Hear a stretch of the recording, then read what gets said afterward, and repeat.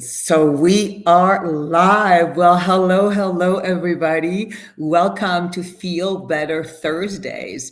And I'm actually really excited today because this is the first in a long series of talks where we're going to talk about how to navigate the sacred and messy art of being human. This methodology really is your how-to guide to help you navigate like the difficulties of being human and the beauty of being human. And today I've got Lisa Keller with me, and we are actually going to focus on how to maintain peace and resilience even during tough times. And Lisa was going through a divorce in the story she's going to share with us today about how she used these practical tools to actually move a divorce that had been, what, a year and a half? You had been stalled for a year and a half, Lisa? Probably 2 years. Yeah, so this divorce had been stalled 2 years because people were stuck in the stress response and to the typical trauma of divorce. And after using the work, how fast did the divorce occur after that, Lisa? A month and a half.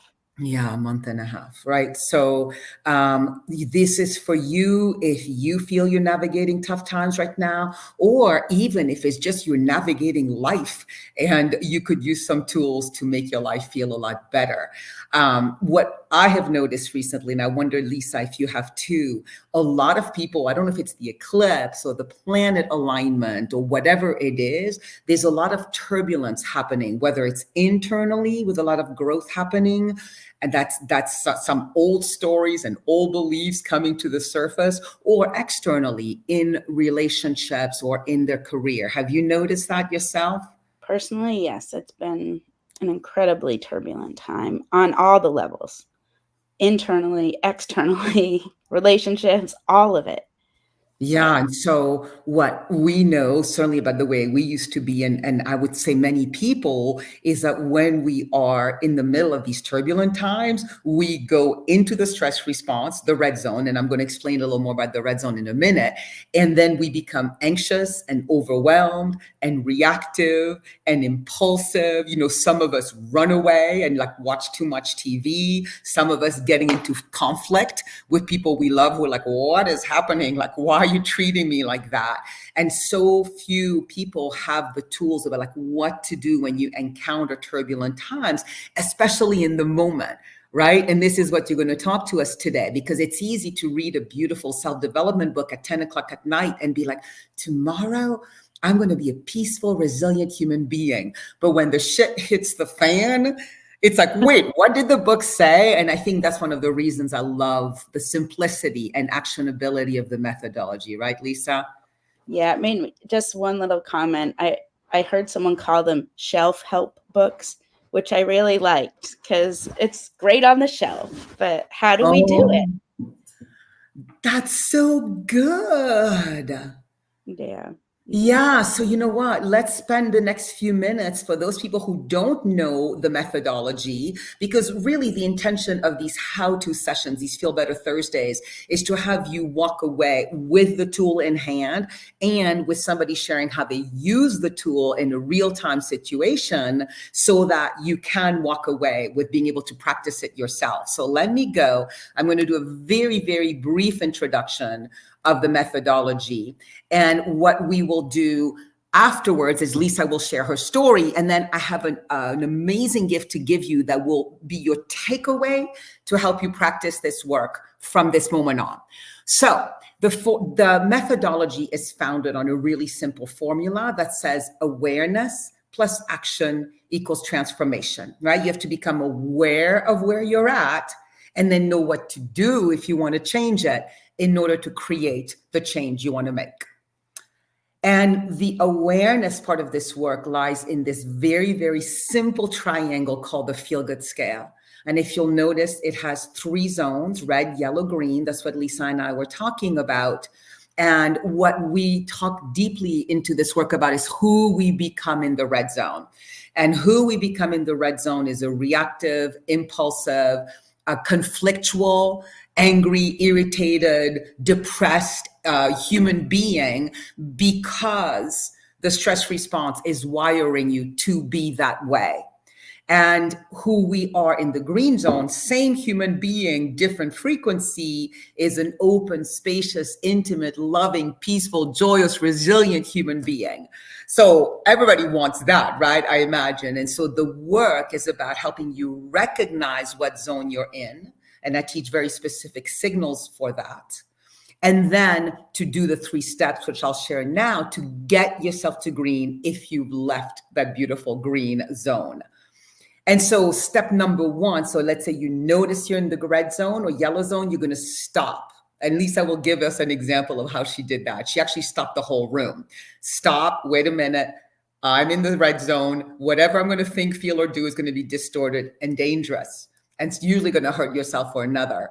Then we use the breath, the slowing down and breathing, because it starts taking our body out of the stress response into the relaxation response, which I call the thrive response.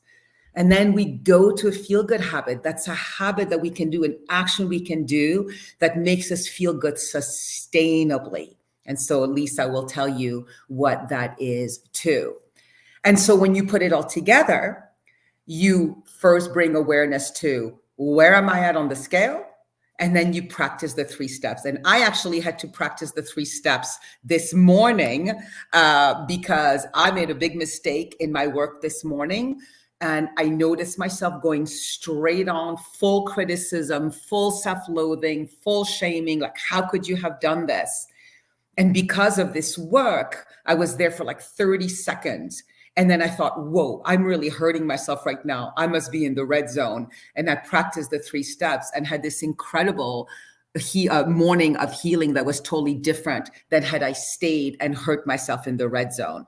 So Lisa, I would love to bring your story in right now, because what Lisa is going to share is a longer story, but how she used the tool in the moment as well. So the mic is yours, honey. Great. First off, I had been doing this work with Isabel for a few years when this particular opportunity arose. And I share that just because I've definitely gotten better at it. And so what I've noticed is that it's quicker to recognize, to get that awareness comes more quickly, and then to de-escalate comes more quickly.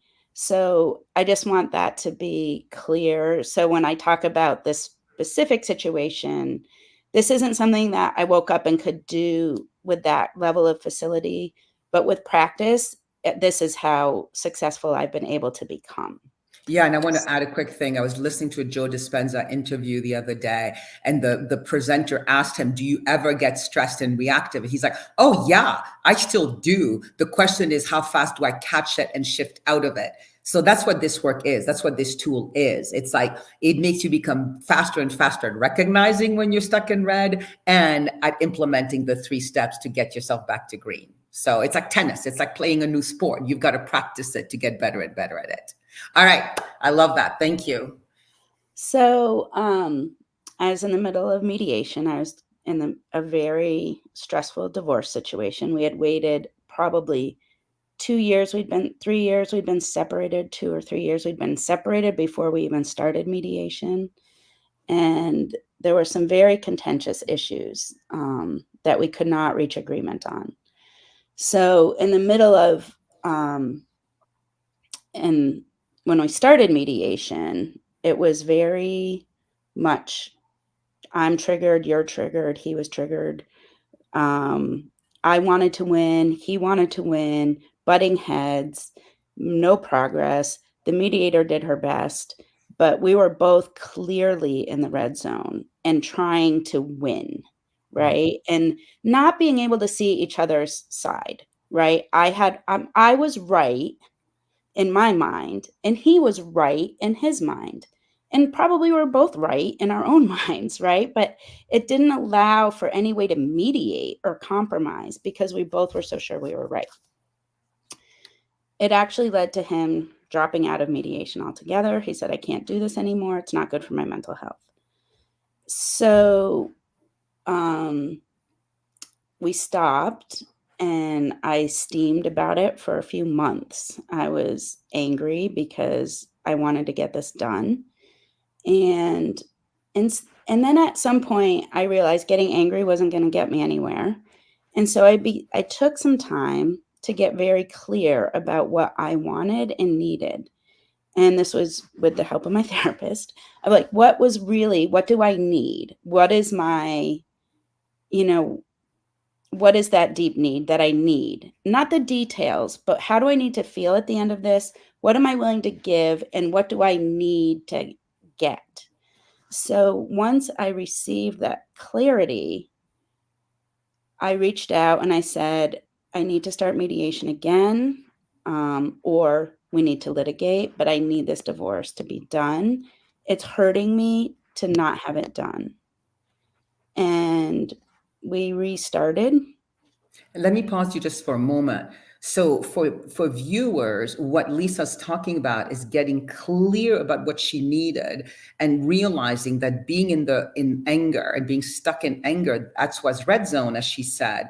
And so what she did is she took the time to really explore, what are my green zone needs and how can I make this a win-win for everybody, which is the only, you cannot attain that lens of win-win from the red zone. The red zone has a win-lose lens. The green zone has a win-win.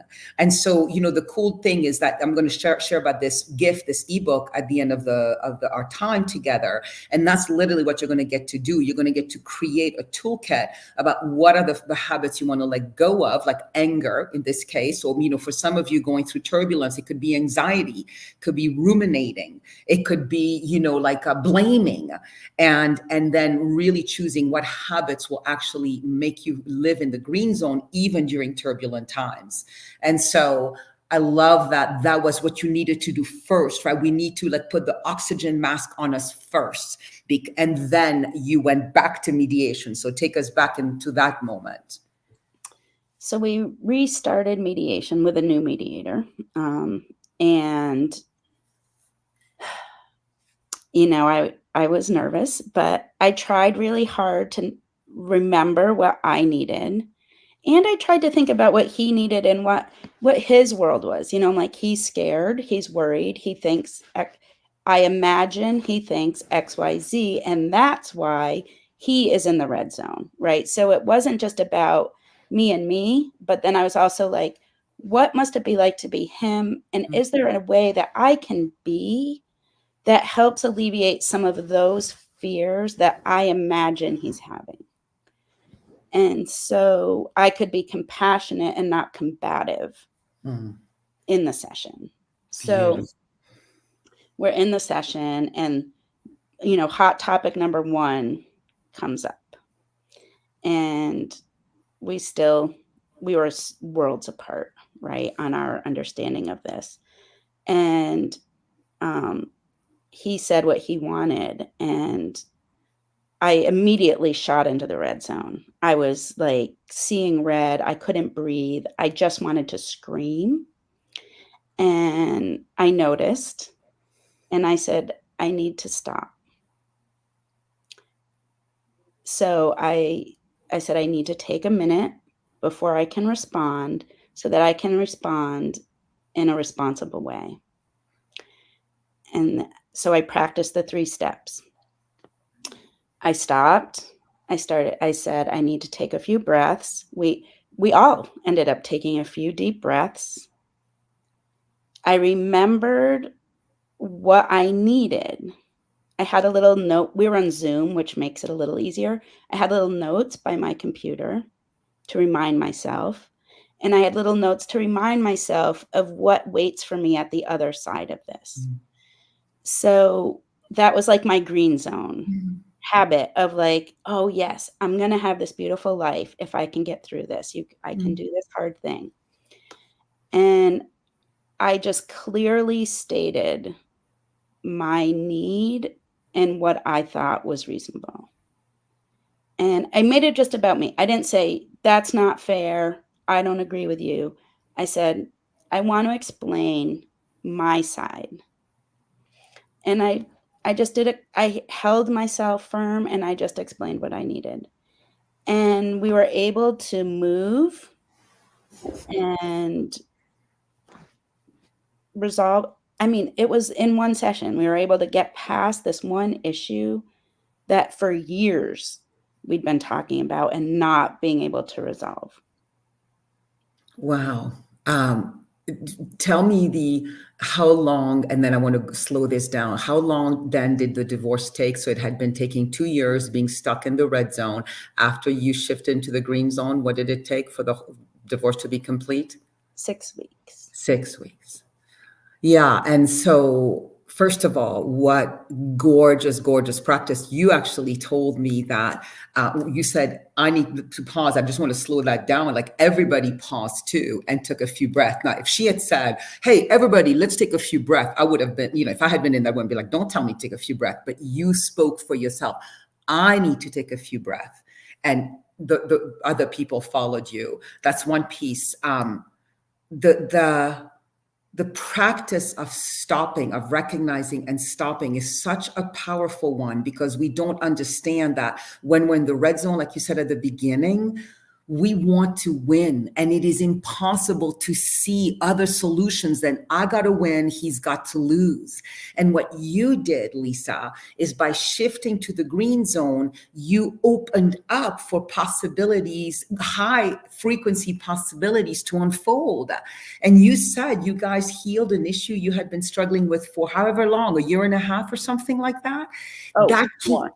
Yeah, so that can't happen in the red zone. There are no win-win possibilities in the red zone.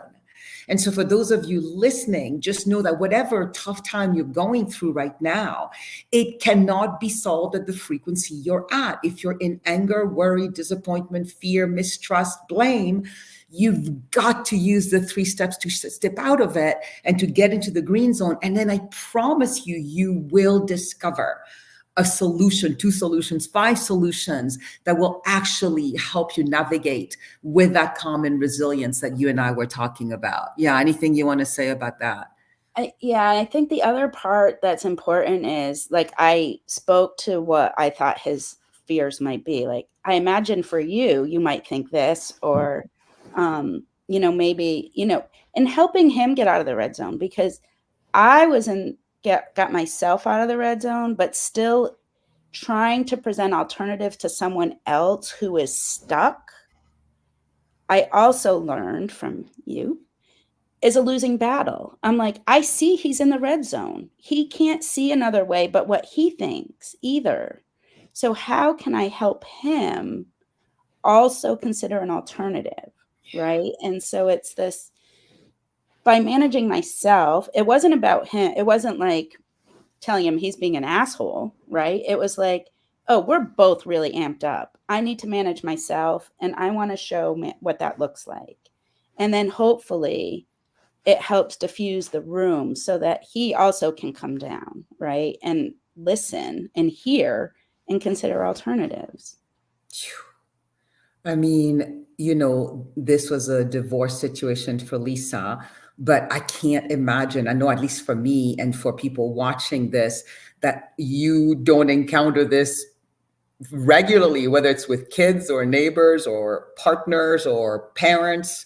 We all encounter these situations where 2 people are stuck in the red zone, and we are the only ones at that point who have the skill and the tool to say, I'm gonna hold myself responsible. And what I love is, like, you trusted that if you did the work of shifting into the green zone, you use the word, you would diffuse the red zone-ness of the room. And so we all know this. If we stay stuck in the red zone, and like when Brian and I stay stuck in the red zone, we ain't going anywhere. There is no peace coming or resilience coming. One of us has to make the choice. But I think what you're pointing us to is never underestimating the impact of us going to the green zone. And it may or may not shift the other person.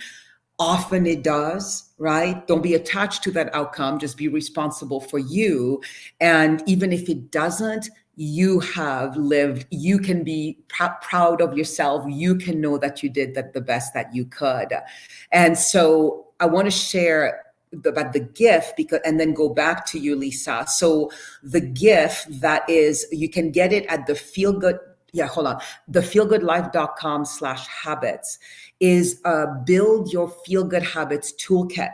And so it's this really deep ebook where you get to name what are the habits that you're using that keep you stuck in the red zone, whether it is in your relationship, in your physical health, in your career. And then you're going to build a toolkit of habits that will make you feel better in your life, in your health, in your relationships. And then I will also give you a handout so that you actually have the scale, the 3 steps, and your top habits that you can use right at your disposal. And you guys heard Lisa. Lisa talked about that. She had on her computer, she had a note about what it was that she wanted, and what habits to practice in order to get it. Because like we started with, it's actually a beautiful loop, a shelf development book. It's so hard to remember what it is we need to do when we're in the middle of the red zone, and having this toolkit and knowing exactly what to do. Okay, breathe, slow down, breathe, here we go. It's so helpful, right? Like Lisa, tell me about the difference between before you used to read shelf development books and then having the tool now. Well, I'm really good at being in my head. And so I, read tons of stuff. I knew all the things, right? I knew all the things. I knew all the things that you taught me. I knew them all, right? What was transformative is this idea of like, I was good at the awareness and I wanted the transformation. But what was the missing element was the action. What is the thing? And so the powerful part is like that it's simple, right? That it's I can just all I have to do is as soon as I recognize it, I just have to breathe. And that's it. That's all I have to remember and then notice how I'm feeling. Because prior in all the parts of my life, I'm like and I remember saying specifically to my therapist, I'm very good now at identifying when I'm triggered and why I'm triggered and what is behind it all and what I'm really needing to deal with. But it doesn't stop me from screaming at my partner. So what do I do to like then resolve that? And she didn't really have a great I don't even remember really she said something, I'm sure that was wonderful, but I didn't walk away from it feeling like I had the tool. Oh, yeah. And now I Yeah. have the tool. Yeah, it's so funny because let me, I want to share real quick the awareness plus action, just for those people who've come in later. And by the way, please write your name, whether you're on live or replay, say hello, say where you're from and what you're getting from this live. We would love to know, because we're here to help you walk away with that tool that you can use anytime anytime, really, not just during tough times, and then bring yourself back to peace and resilience. So what Lisa's talking about is the formula that underlies this work. And as a therapist like you, Lisa, I was really, really good at helping people be mindful, recognize that they were triggered. So the awareness part is in a lot of self-development study, right? Like become aware where you're at, what your sensations. And I did not know what to do for the action piece. It's like people would walk away from my sessions knowing their core wounds, knowing how their parents had wounded them, knowing how their partners reminded them of their parents, all the things, so much beautiful stuff. But then that was it. And so I love that you bring that up. I didn't know that was a piece for you too. And I have a tendency to attract people in this community who have done a lot of work. And that's their point of frustration, is that they're so self-aware, but they don't know what to do about that. So that's really, I love that. You've noticed that too, right? In our community, that's who we tend to attract. Yeah, which is great because everyone's pretty skillful at the awareness. And yeah, for the people who aren't, like they're all also, not because I want people to understand, even people who have never, ever, ever done it, it's fast to develop because we all know the red zone. A lot of us have spent a lot of time there. There's no one, you don't have to, I bet even if people on this call have never heard you or any of this, when you say red zone, I bet they exactly know what you mean. Yeah, Right. I really, And that they don't like it. yeah, I want to spend the last few minutes. Let's recap. All right, Lisa, and maybe we'll do it together. Maybe it's just me. We'll figure it out. So So, listeners, first, your first job, especially if it's moments of turbulence, but actually, the more you do it regularly, the more skilled you'll be in those tough moments. So, do it even when you feel really good. You first track yourself on that feel good scale. Am I red zone, yellow zone, green zone? And of course, the ebook gives you much more information about how to recognize that. If you are in red or yellow, wherever you are in the middle of a fight, after having weighed yourself on the scale and wanting to give yourself a hard time, where I don't know why that example just came up, or at work, pissed off, you got one more project. You recognize where you are. Am I red or yellow? And then you practice it. You're going to stop and you're going to not believe anything the red zone is trying to tell you. It's really not a wise win-win place. It will not come up with any constructive solutions to any of the problems you've got. You slow down and breathe. And then you're going to practice a feel good habit, which is just, for me, I call Lisa just to say, hey, I'm really triggered right now. Or I go take a walk in nature. Or I just continue to breathe deeply and abdominally as my feel good habit. And so just really keep this image as you walk away today and start using it every day. And as I said to you, if you want to actually build a toolkit, first of all, part 1 of the book will have the methodology explained for you again. Part 2, you're going to build a toolkit. And part 3, you'll have the 1-page handout where you can put in your favorite habits and take it with you everywhere. So I'm going to put this away. Any final words, Lisa, that people could walk away with, that could be really inspiring to them so that they can start committing to doing this work? Well, I don't know if this is inspiring, but this is an important piece for me. Identifying the feel good habits that you can do quickly and that you don't have to think about, because it's also hard to remember. And so I know when I'm really stuck, I really can't feel good, and I need something deeper.